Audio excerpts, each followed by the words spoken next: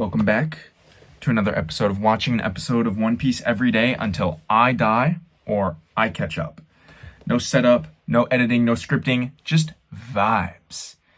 Just talking about how One Piece, like the way you would with your friends. But since you don't have any, I'm here to do that for you. So without any further ado, let's just hop into episode 7. Let me see, I have the title pulled up because I forget all the time.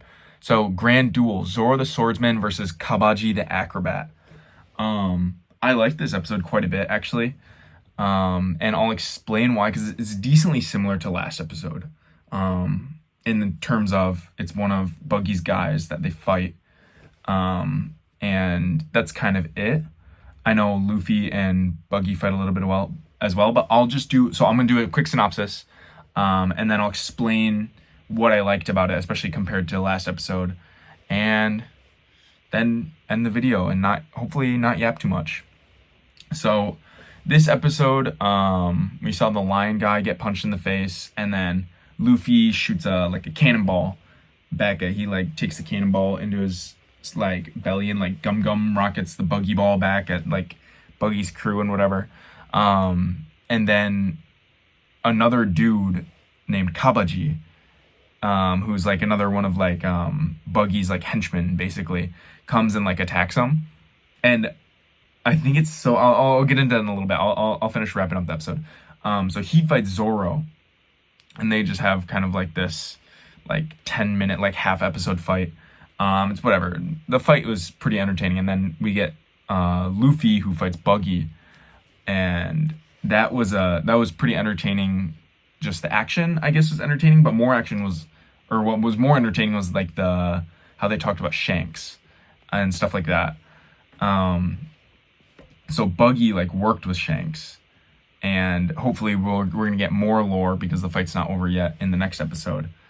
But I thought that was pretty interesting, and especially we see how much Luffy cared, how much this hat means to him. Obviously we know it's important to him. We know that.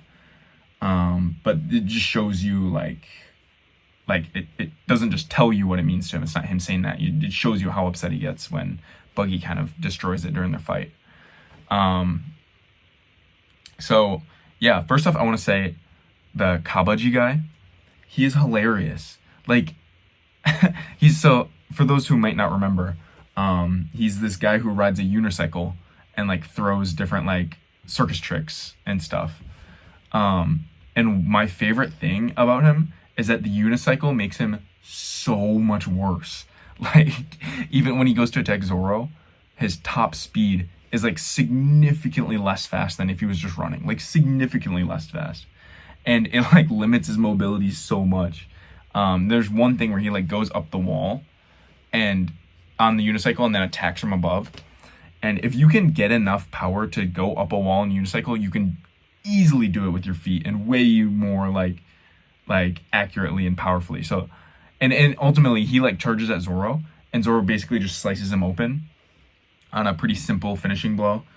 And because he's on a unicycle, he can't even dodge it or he has no mobility. So I just thought that was funny. It's just stuff like that where it doesn't take the character very seriously. He's just kind of this dumb guy riding a unicycle, gives you some action, and stuff like that. I think that's a lot better than trying to build up this crazy strong character who rides a unicycle. It just kind of lets him be dumb. It's the same thing with Morgan's son that I appreciated. It lets these kind of goofy characters just be goofy.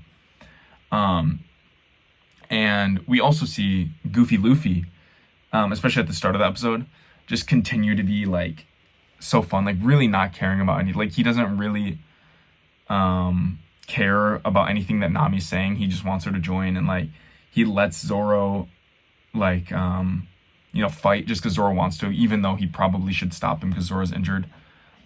He's very, very carefree, and that adds weight to when he gets upset about the hat. So I thought we had a good balance of the character, showing different sides of Luffy and Nami going back and forth between hating pirates and wanting to join, and Zoro still standing up for people and despite being injured, still being badass and stuff like that.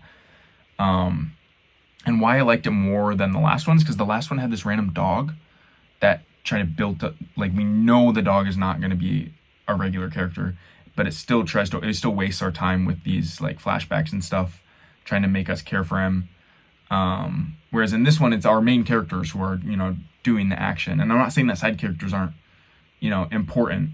But if they're handled well, I think they are. And yeah, I think this episode, like exactly my point with like the little villain this time, he's just a goofy, funny guy who just has good action. And that's all he is. He's a great little side character to take up, half an episode, versus the lion guy who got built up to be like this, like actual threat when it's clearly not. Yeah, so I liked a lot of the stuff I complained about last episode I think, even though it's a similar format, it got fixed in this episode. So I'm still very excited for what's to come. I'm pretty excited for this Buggy arc to wrap up because I've watched 4 episodes of the live action, maybe 5. And it looks like it gets really, like, we get some really interesting arcs really quick. So I'm excited to see that in the anime. But yeah, I'm going to quit yapping. And yeah, see you next episode.